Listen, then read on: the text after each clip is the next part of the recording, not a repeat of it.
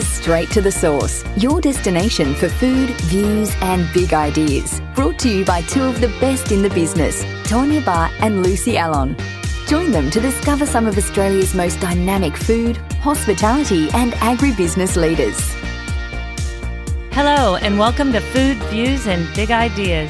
I'm Tawnya Bahr. And I'm Lucy Allon, and this is the podcast from us here at Straight to the Source. In this podcast, we will be introducing you to the people who are driving our food and hospitality industry forward. Whether it be on the land, in the water, in the kitchen, or from the boardroom. Each of our guests are playing a significant role in the evolution of Australia's food identity and culture, and we want you to know who they are, their views and their big ideas. We're coming to you today from Camaragal land, and we'd like to begin by paying our respects to elders past, present and emerging, and we extend that respect to all Aboriginal and Torres Strait Islander people here today. So, as our regular listeners will know, Tawnya, Straight to the Source is all about supporting creativity and innovation in the world of food. So we're really excited to bring you today's podcast in partnership with UNOX Australia. We've known those guys for many years, and they're known for their innovative and cutting-edge technology in the commercial kitchen with their ovens, and now they've got their hot fridge, which is fascinating. And it's absolutely, we're pleased that they're supporting the Concept Consumer program that we're going to be launching soon. More on that later, but it does tie into our next guest, so it is very exciting. Yeah, so I'm just going to touch on Concept to Consumer for a minute because it is an exciting program. We've designed it for chefs and producers who want to develop safe food product ranges, which really isn't as easy as it sounds. We've heard from Alice Zazafsky when we had a chat with her how difficult it is to produce products, and we'll hear the same from our guest today. It's not as simple as just cooking a sauce and putting it in a jar. So it's been really great to work with the team at Quantal Bioscience to combine all their knowledge and experience needed to create safe food product ranges and put it into an accessible course online. Yes, it certainly does. And today we're chatting to Sydney-based chef Mishy Powell. Mishy's been a chef for over 20 years, working all over the world as a personal chef for clients as well as some of the best restaurants. Hello, Mishi. Hi. You're not sitting in your ice bath? I am not. However, I did jump in it just quickly before this chat just to awaken the senses. Do you do it every day? Do you jump in every day? I would like to say that I do, but I don't. I think it's just a matter of being disciplined and finding the time. So, but I'm trying to add a little bit more self-discipline and to look after myself a little bit better because being a small business owner, you can constantly work constantly. You guys would know that. Yeah. So, there are never enough hours in the day when you're running your own business. Yeah, exactly. And Mishi, I mean, you have a fast-growing food product business called Naturally Sauced. And this has kind of been your COVID baby, hasn't it? It has. It started, I had left my position as a co-head chef and a part business owner in a restaurant here in Sydney called Bistro Rex, and I had resigned and left my position in the January before COVID started, and then I gave myself permission to take a mental break and check out and not think about anything for the future and give myself 3 months off. And I really did that. I didn't think about what I was going to do, but then, a global pandemic happened and COVID hit. And for the first time in my life, I actually felt unemployable as a chef. So it got that idea happening in the back of my mind that I've been thinking about for a very long time. And it gave me the determination, I guess, to give it a go and see what happens. And my partner went out and bought me a secondhand Thermomix because I was starting to kind of lose myself. And she spent $500 on that. And my parents had given me a Cryovac bag machine, which they had bought from Aldi, and no one was using it. So at the time I was given these two pieces of equipment and I started to create in my 2-bedroom apartment in Potts Point.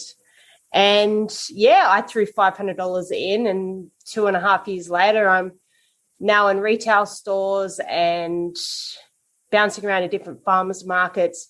Definitely have a different lifestyle to working in a restaurant, that's for sure. Still long hours, just different ends of the day. Yeah, exactly. So just to take a little step back, what do you mean by you felt unemployable as a chef? Because I think a lot of people we know in the industry have felt that, but just explain for our listeners what that meant to you. Well, I've always been in hospitality, and like Tawnya and myself, we both started at KFC. Thanks for that.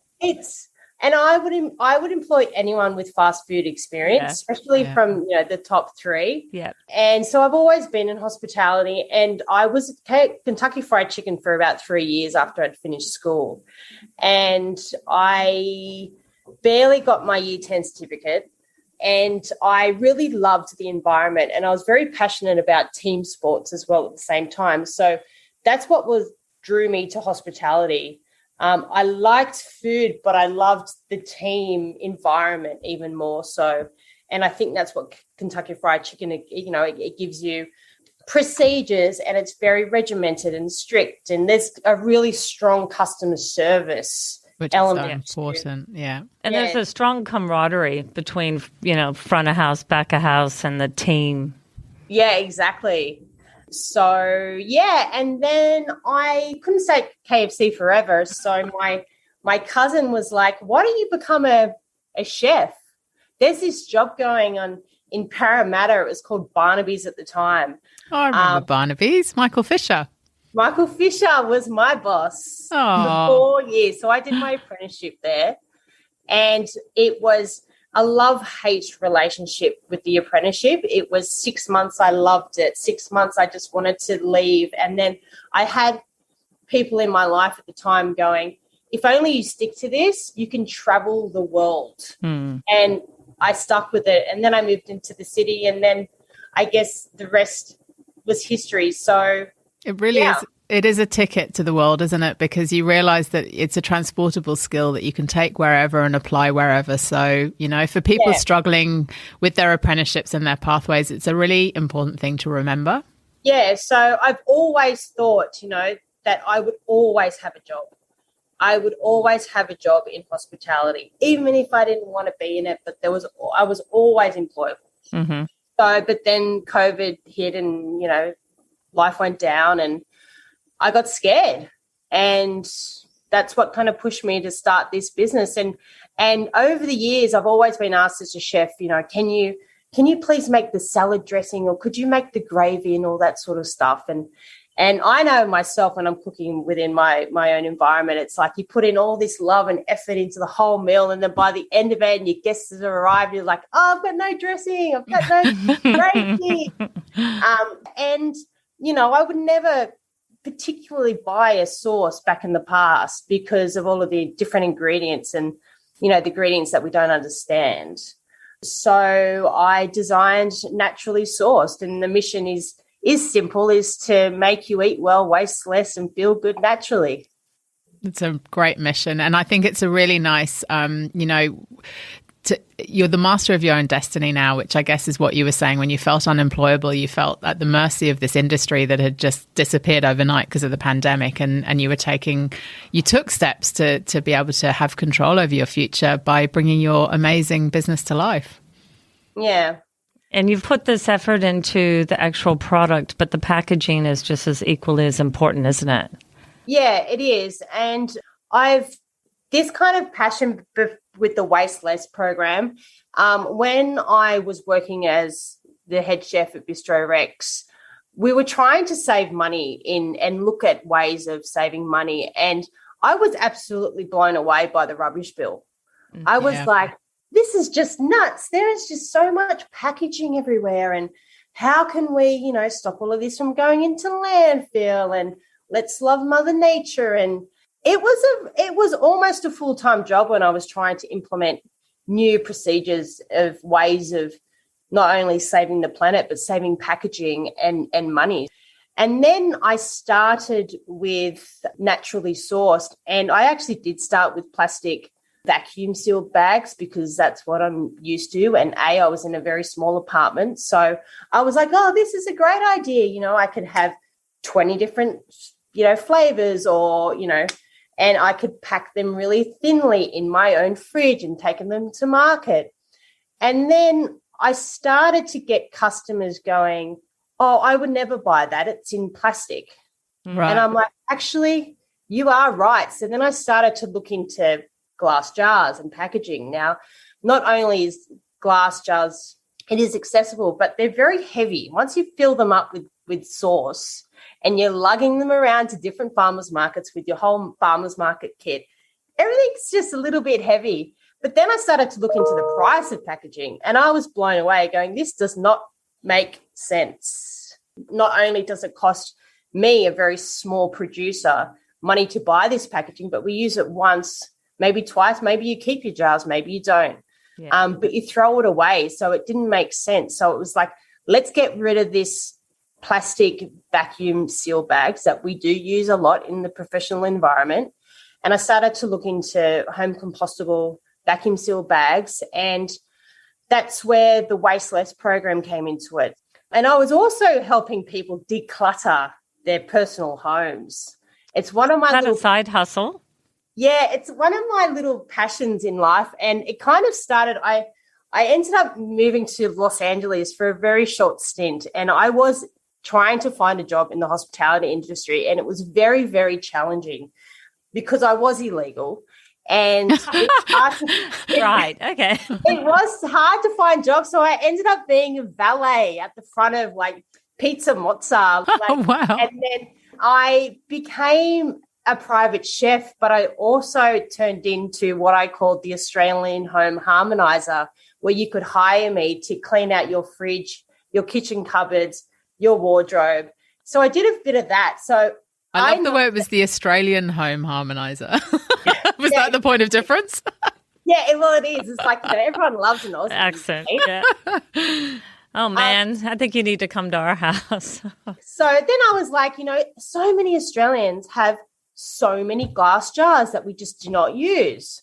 So if I was to able to create a sauce brand, a condiment range that where you can buy it in a glass jar, but then you buy the glass jar once, or if you're like many Australians that have a lot of jars underneath your kitchen sink, you could just buy the home compostable refill system. So essentially, it is a condiment brand that doesn't trash the planet. So it's really, you know, dealing with single-use packaging and trying to eliminate that from our food supply. Yeah, exactly. Yeah. So can we loop back a bit with farmers markets? You just touched on that briefly. How is that how you started? Like when you decided to create this product under Naturally Sourced, did you immediately think of farmers markets as being the springboard for getting your products to market? Yes. But again, another opportunity fell into my lap. And I was invited to bring my product onto somebody else's market stand. And that is a very dear friend of mine from the industry, Derek Nicholson from Nicholson and Saville. And I presented my sources to him and he was like, oh my God, because he had also lost a lot of his business. Like he's one of the biggest suppliers here in Sydney to all the best restaurants. But all of a sudden he'd lost a lot of business as well. So he started a farmer's market. And he was like, bring your sauces, Mish. I love sauces. So then through that, Derek gave me a shot and then the rest has kind of been history. Like as a chef, I've always spent a lot of time at farmers markets and I would wander around going, oh, I could really work here. Like, you know, all of these high vibe, meeting beautiful producers and really high vibe quality products. But yeah, that's kind of how it started. And then business started to grow. And then I utilized the Sydney Chef Exchange on Facebook. And we needed a commercial kitchen to start growing. And then within half an hour, I had a fully HACCP approved kitchen, which I rented a bench from a catering company that had also lost a lot of business. So, you know, there was, I guess, a real strong sense of community happening. Everyone helping everyone out. Yeah. Yeah. So how many products do you have in your range now? There is 10 in total with 8 that have home compostable refills. And what was the first product? What was the first thing you made under Naturally Sourced? The first sauce, which is my number one seller that I was like, I need to get this out into Australia. I hadn't really seen it here. And that was Zug. Oh, so my neighbour has that. She said to me like a couple of weeks ago, I've got this jar of Zug and I eat it on everything. And when I saw the jar, I was like, that's Mishi. Yeah, it is the number one seller. It's a fresh green sauce. I do call it the chimichurri of the north. It's a green sauce from the Yemen country, so they use it a lot in Israel, and it's really vibrant and zesty. It's got a little bit of jalapeno and coriander. So when I am doing the sales pitch at farmers markets, I'm like, would you like to try zug? Oh, what's zug? Do you like coriander? Some people have a really strong passion. Like, you can actually buy a bumper sticker that says, I hate coriander. And then the second biggest seller, which was my second sauce, is the harissa. So it's a Tunisian-style chili paste. It is actually a recipe from my friend's mum, who is Tunisian, which I also met overseas. So, yeah. So when you first started developing these products, how did you know how long they would last? Well, I didn't really know. I just kind of did the chef thing where I would just leave it in my fridge and then taste it every few days. Check it for mold. Check it for mold. Mold is the big one, and fermentation. And I won't lie, it was playing on the back of my mind, taking it to market, going, I actually don't really know how long these products will last. So then you really had to investigate, like that transition from being a chef and creating dishes that you're serving in the moment to then taking those creative ideas and literally bottling them, jarring them. It's not quite as simple as just doing that, as you discovered. It's not. And the sauce has been the easy part. Working as a chef in a professional kitchen in a restaurant or a cafe has been a very different experience to being a producer. And, there is lots of things that I'm constantly learning. There's been moments where I have, made mistakes. Mistakes can mean money. Yeah. There isn't a lot of money. So, but then you start talking to people and you meet, really great people like yourselves. And, Tawnya really helped me, and give me some peace of mind and introduced me to Belinda Chapman. So, Peace of mind that you were on the right track? Peace of mind that I wasn't going to hurt anyone by consuming my product. So what would you say to other chefs that are thinking about going out on their own or creating their own product? Is that something that you would say, go for it, man? It is just exhilarating, or I've learned these lessons, so let me spare you. I am always a true believer of, listen to your heart, and if it's something that you feel that you would like to indulge in, by all means go for it. Running a business solo is extremely challenging. There is highs and there is lows, and it can be extremely daunting and scary because it is a very different experience and you're constantly learning. So, do you have a business partner now? I don't. So at the moment, currently, I am still producing. So all of my sauces, all 10 of them, are all handmade still. I still do the deliveries. I wash the dishes. I am the marketing sales gal, up early. Wearing all the hats. Yeah, I can get easily distracted as well. So time management's a really big one as well. And where do you see the business heading? Like, what's your aspiration for it? So I'm kind of working on potentially just consolidating my range and really focusing on a few of the really big sellers and then potentially having some of them as specials. I am kind of at the stage, I have been evicted from my commercial kitchen because, like a lot of hospitality businesses, they're all coming back to life. So they needed their space back. They're a big catering company and they're extremely generous, and I'm forever grateful. And I will need my own space.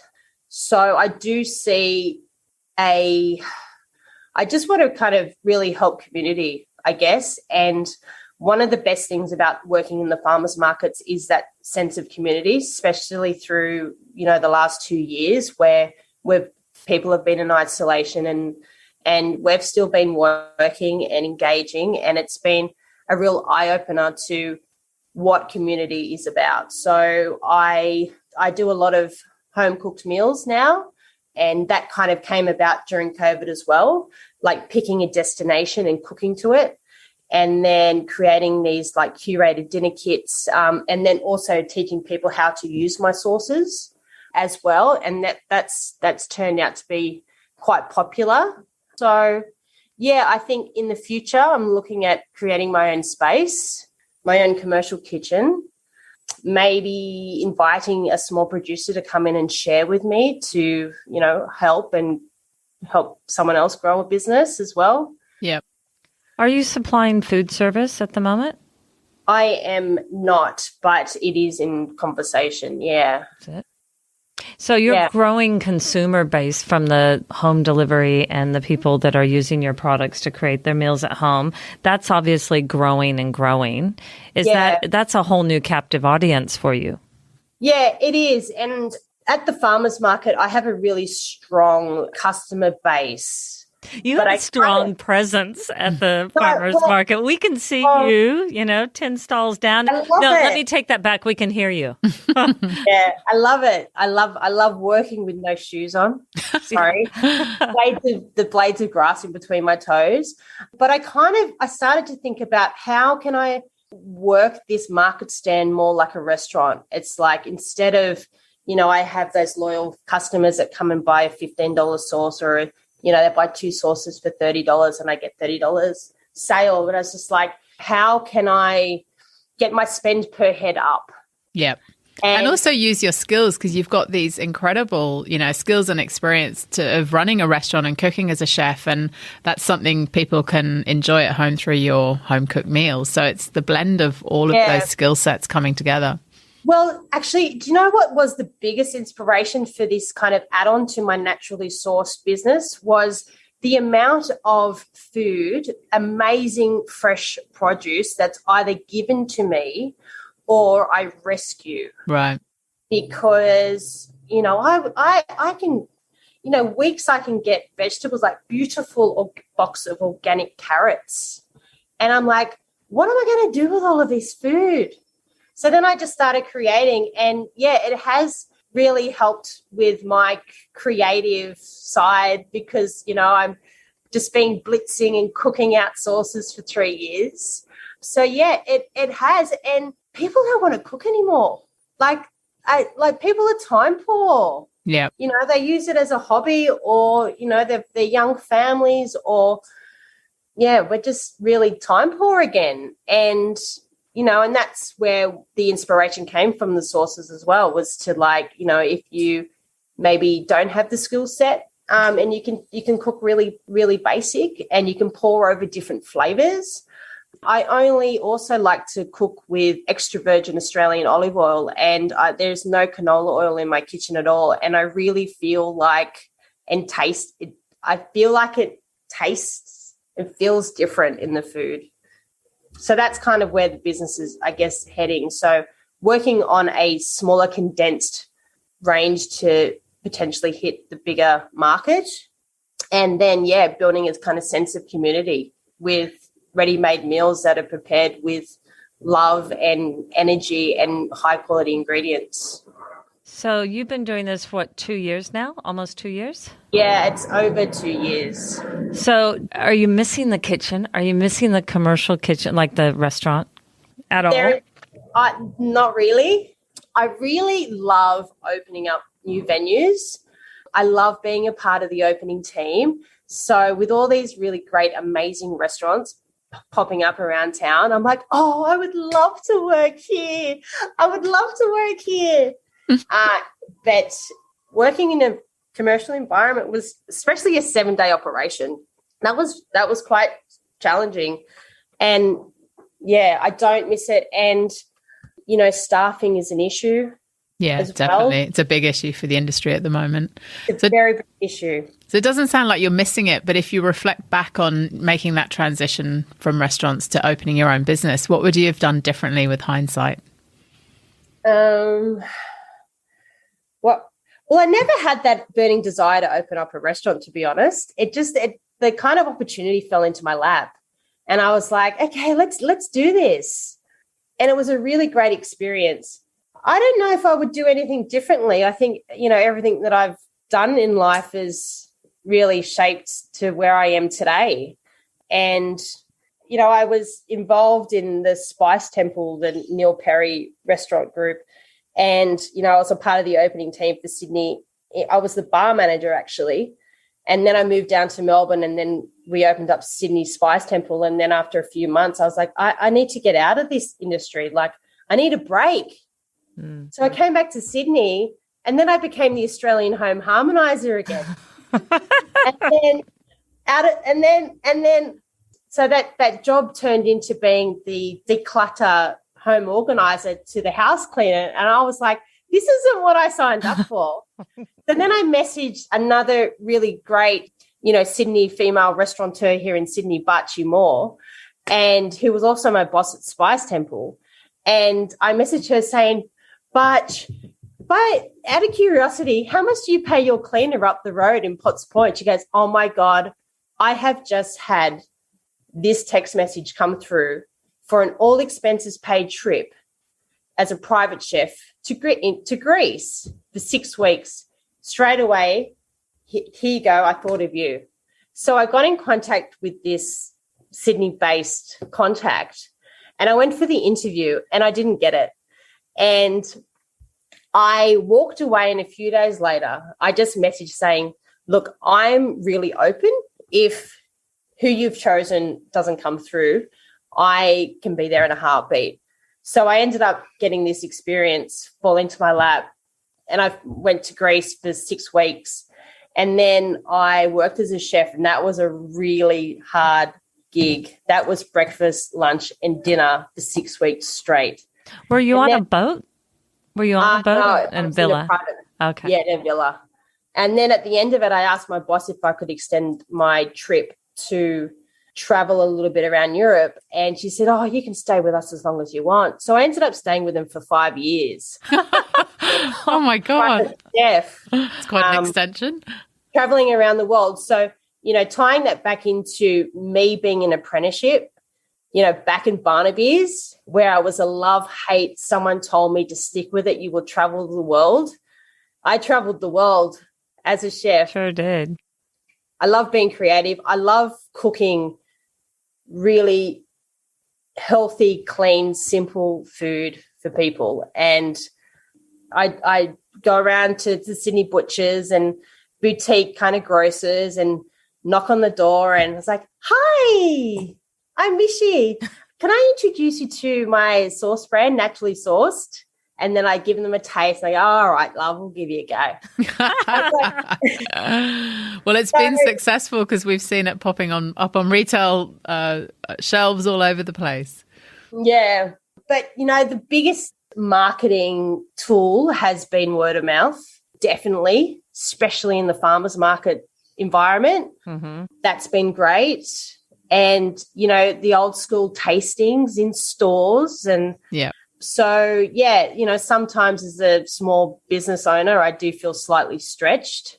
Sometimes I can have a really great weekend at the markets and I'm like, I'm the sauce queen. Yay, I'm so great. Like, I've been so successful this weekend. And then Monday comes and I'm like, oh, my God, what am I doing with my life? The highs and the lows, like you said. But I think, every business owner experiences those. They're just, different according to the business that you're in. So you're not the only one feeling them. You just, we're all small business owners. We're all in this together. We're all in this together. Exactly. Oh, Mishi, it's been so great having a chat to you. Thank you so much for coming on the podcast today.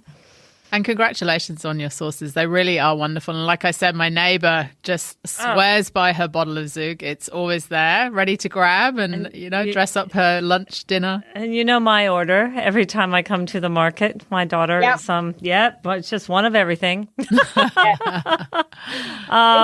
We're so thrilled. We're thrilled to have watched you on this journey and look forward to what's next. Thank you. And thank you so much, both of you, for your support. And it's really comforting knowing that you guys are there. You answer phone calls all the time, emails. You always give 110%. Oh, back. thank you. Well, it's community, and that's what we are really, building and believe in. So thank you. Thanks, guys. See you, babe. Nice to see you. Talk to you soon. Bye. Well, thank you so much for tuning in with us today. We really hope you enjoyed listening as much as we've enjoyed the conversation. You'll find links to anything mentioned in today's chat in the show notes. We have some extraordinary guests lined up, and we'd love for you to join us again.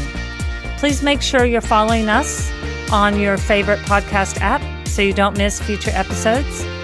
We'd love feedback, good or bad, or perhaps a guest you'd love to hear from. Please just let us know. And the best way to stay up to date with what we're doing, who we're talking to, and where you'll find us around the country is to become part of our Straight to the Source community at straighttothesource.com.au/community. Until next time.